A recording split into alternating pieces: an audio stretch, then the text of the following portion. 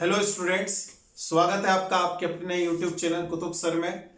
चलिए शुरू करते हैं आज का नया टॉपिक। थर्ड लेक्चर है ये वर्क एनर्जी एंड पावर पर। ठीक है, आज हम सीखेंगे कि काइनेटिक एनर्जी क्या होती है। हम दूसरे टॉपिक पर आ रहे हैं, वर्क हमारा कंप्लीट हो चुका है, एनर्जी पर आ रहे हैं। एनर्जी में हम स्पेशली आज काइनेटिक एनर्जी को डिस्कस करने वाले हैं। तो एनर्जी क्या होती है सबसे पहले ये देख लेते हैं। बॉडी, किसी भी बॉडी के द्वारा कार्य करने की कैपेसिटी है ना, उसके वर्क करने की कैपेसिटी को क्या कहा जाता है? एनर्जी। तो अब एनर्जी कितनी तरह की होती है? वैसे तो बहुत सारी होती है। केमिकल एनर्जी होती है, मैकेनिकल एनर्जी होती है ना, इलेक्ट्रोमैग्नेटिक एनर्जी हो सकती है, बहुत सारी एनर्जी होती है, लाइट एनर्जी हो सकती है।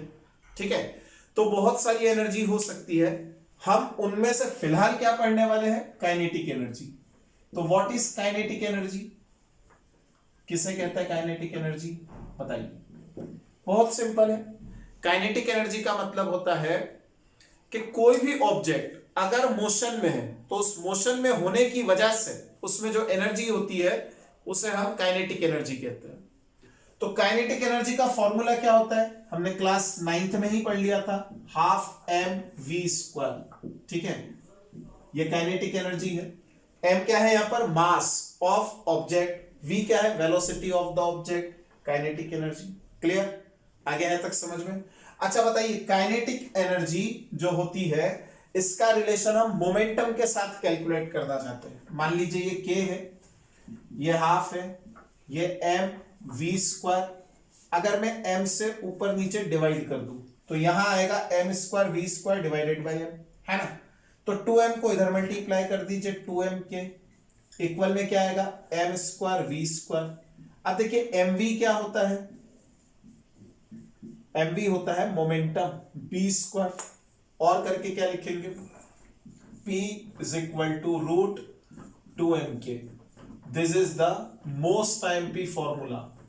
This is the relation between kinetic energy and momentum, linear momentum. Okay, copy it.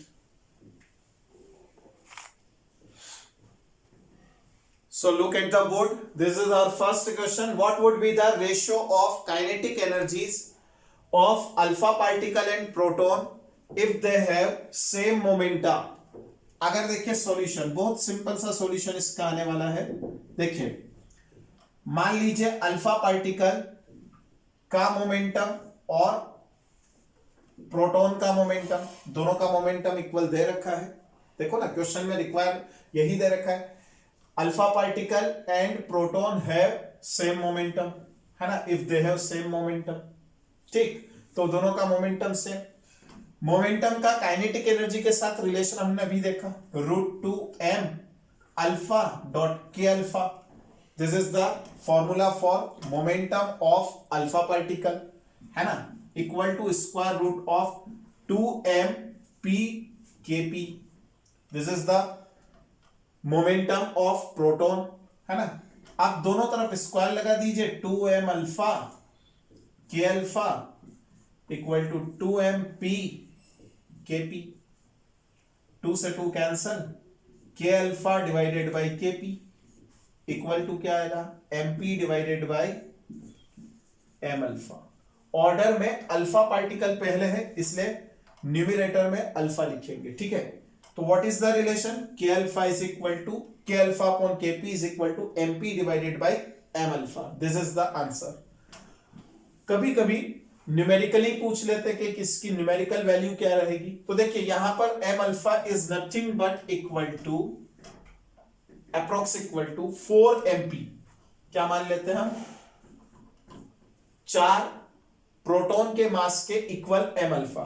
तो k alpha upon K P is approximately equal to 1:4। Clear? This is the correct answer and this one is the approximate answer. K alpha divided by Kp is approximately equal to 1/4. Now move to second question. Now our second question is, what would be the ratio of momentum of alpha particle and proton if they have same kinetic energy? बिल्कुल उल्टा कर दिया है, कोई खास बात नहीं है, सिंपल सा आंसर आने वाला है। देखिए काइनेटिक एनर्जी का रेशो सेम है, यानी के अल्फा इक्वल टू के पी। क्लियर? तो के अल्फा की जगह क्या लिखेंगे हम?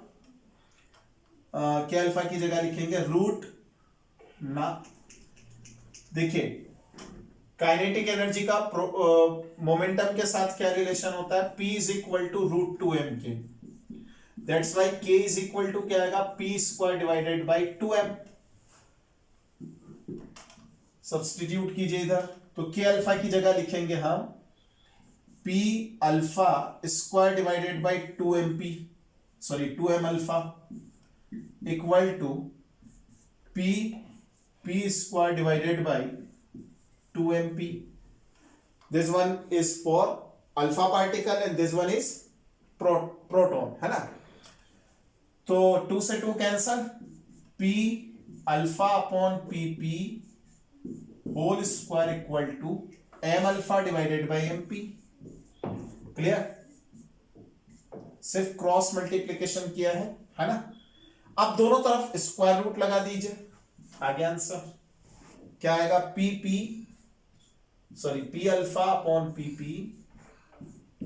Equal to root M alpha divided by M P. This is the correct answer. And approximation लगाएंगे तो 4 divided by 1 that is 2:1। This is the answer. Okay, copy कर लीजिए sir. Thank you for watching my video.